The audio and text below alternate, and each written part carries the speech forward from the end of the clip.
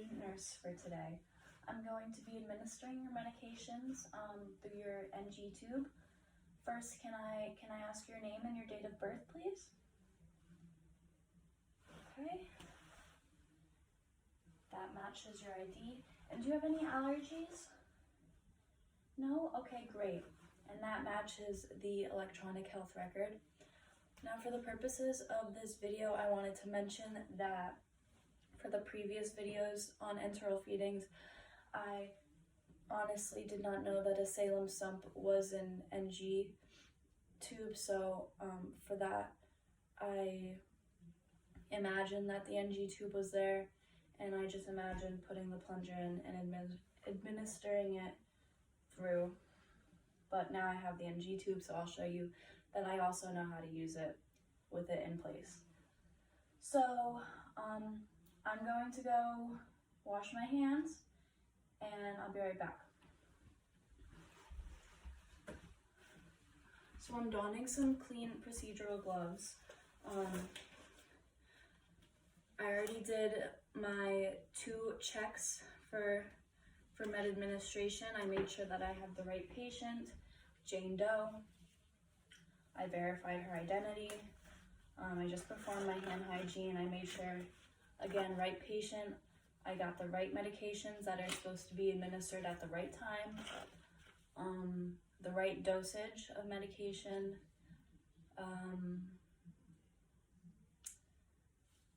right patient, right time, right dose, right med. I got the right med, and the right route. I made sure that the medications I'm going to be administering can be administered through a G-tube. So now, today we're going to be administering both. I'm going to show you how to administer both a powdered medication, which I will crush, and a liquid medication. So for the pill that you want to crush, you have to make sure that it's a scored tablet, and that you crush it with a pill crusher. For the liquid medication, you have to make sure that sometimes you may have to shake the liquid medication. You want to verify that the medication doesn't have any additives. I mean, not additives, but no like particles that shouldn't be there, no cloudiness that shouldn't be there. You want to make sure that when you're pouring the liquid medication to maintain asepsis technique, not to touch the medication. You want to be careful not to drip the medication down the label. And if you do, make sure that you wipe it off and keep the outside of that clean. Once you pour it, I'll show you, you want to make sure that you measure it at eye level to make sure that you have the right dosing and the right amount of the medication. So let's start out with preparing our 2 medications that we'll be administering. So I have my pill the pill and the liquid that I obtained from the med room when I performed my check. So first I'm going to take the pill. I have my clean gloves on again, so I'm practicing aseptic technique. So I'm pretending that I'm crushing it with the pill crusher. Crush. Now you can pour this into a little medicine cup and just put a little bit of water on where the pill was crushed, and so you get the residual. And then you also want to add approximately 20 milliliters of water to this med cup to dilute the powder a bit and make it reconstituted, I should say. So now that, all right, yep, that's about 20 milliliters. It's reconstituted correctly. So now I want to pour my liquid medication. This does require me to shake it. You can if you have to draw up from a vial, you want to make sure that you clean the outside of that vial. Today we're not going to draw up from any vial, but I could still clean the outside of the container, I guess, if I wanted to. So after I shake it, make sure that it's the right med, it's not expired or anything. I want to pour it into another medicine cup for the correct dosage. So, alright, 10 milliliters of medication. That's what the MAR prescribes for this patient at this time. So now we also want to add 20 milliliters of water to this as well.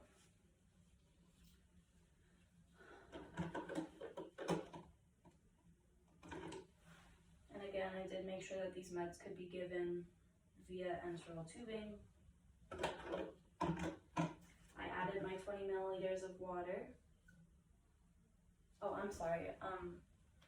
The adding 20 milliliters of water is only for the powdered. For liquid, you don't necessarily have to do that. So I just poured my prescribed dose of 10 milliliters into this cup. And so now I should have two cups, two medication cups, one with the reconstituted powdered medication and the added 20 milliliters of water, and the other is just my prescribed amount of liquid medication. So,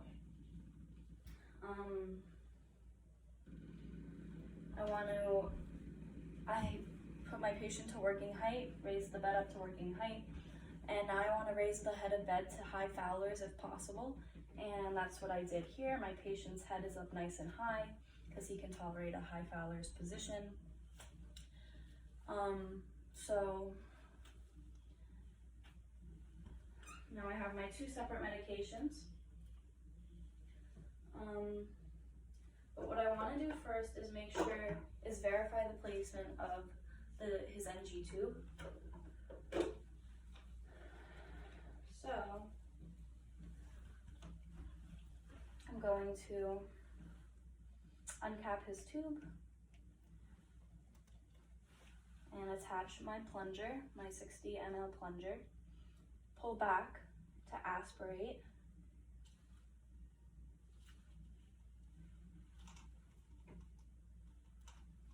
Okay, and then I want to dump this into a separate container. And I want to get a pH strip. Here's my pH strip. I want to dip it into that container.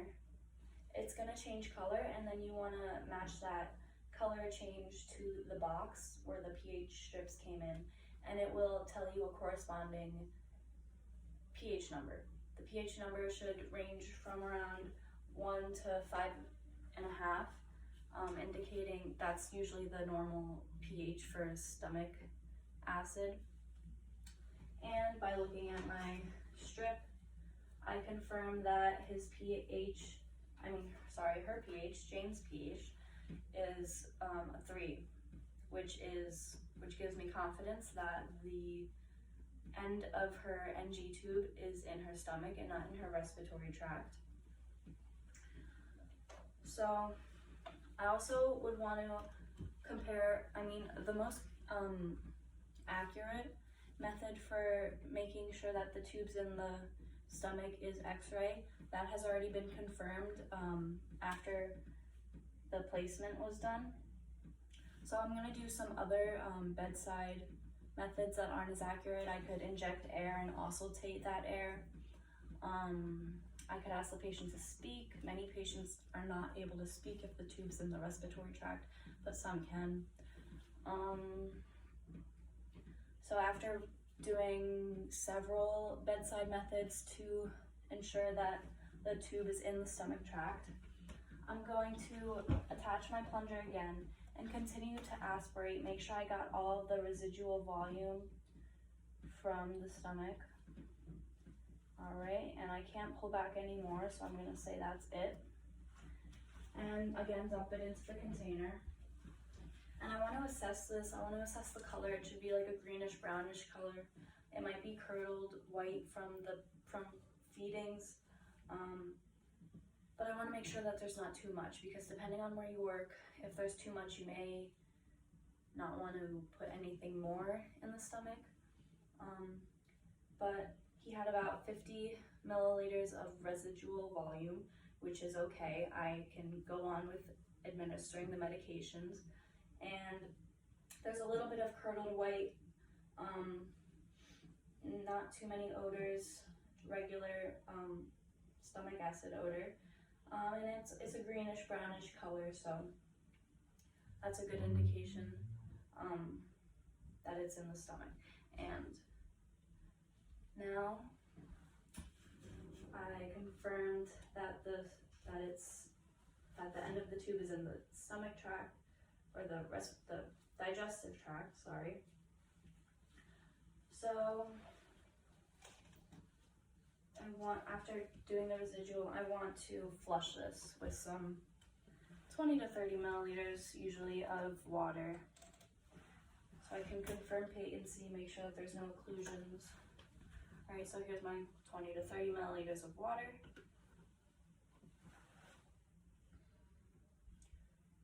Perfect.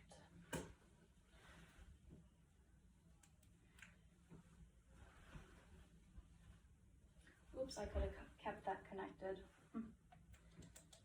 Okay, so now I have my first reconstituted powdered med that I made, and I added the 20 milliliters of water before. So I can just pour this into here, use the plunger as like a funnel. And once that goes down,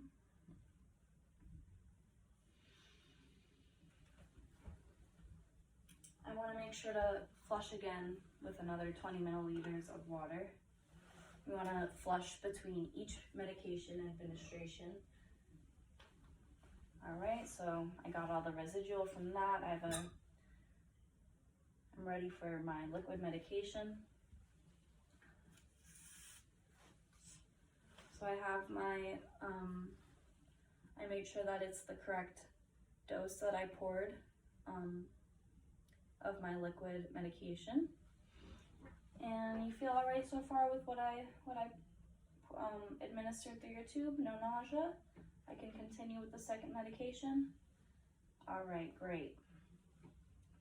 So again, using the syringe as a funnel, pour the liquid medication down, and you want to hold this about 18 inches above the exit site, which is the nares. And again, I want to flush